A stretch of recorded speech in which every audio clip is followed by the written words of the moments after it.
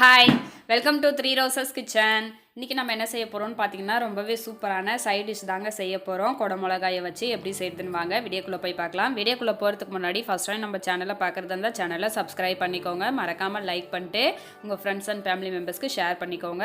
வாங்க இப்போ வீடியோக்குள்ளே போகலாம்.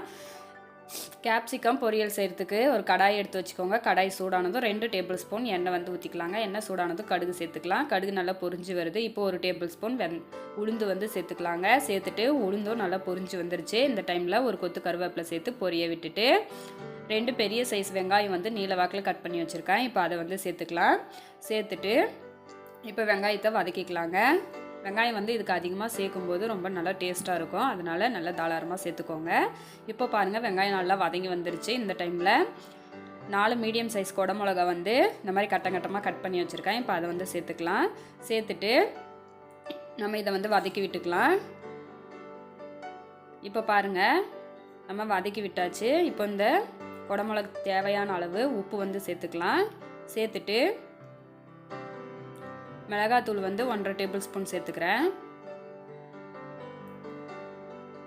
சேர்த்து விட்டுட்டு இப்போ நம்ம இதையும் நல்லா கலந்து விட்டுக்கலாம். இந்த மாதிரி செய்யும்போது ரொம்பவே சிம்பிளாகவும் சீக்கிரமாக செஞ்சு முடிச்சிடலாம். குழந்தைங்களும் ரொம்பவே விரும்பி சாப்பிடுவாங்க. டேஸ்ட்டும் ரொம்ப அட்டகாசமாக இருக்குங்க. கண்டிப்பாக நீங்களும் ட்ரை பண்ணி பாருங்கள். இப்போ பாருங்கள் நல்லா கலந்து விட்டாச்சு. அடுப்பை வந்து மீடியம் ஃப்ளேமில் வச்சுட்டு இதை ஒரு 5 நிமிஷம் வேக வச்சுக்கலாம். வேகட்டும். இப்போ பாருங்கள் நம்ம சேர்த்துருக்கிற குடை மிளகாலாம் நல்லா வதங்கி சுருண்டு வந்துருச்சு. இப்போ இந்த டைமில் பொட்டுக்கடலை வந்து நான் ஒன்றா மாதிரிமாக அரைச்சி வச்சுருக்கிறேன் கொரகொரப்பாக. அதோட பொடியை வந்து நம்ம சேர்த்துக்கலாங்க. ஃபைனலாக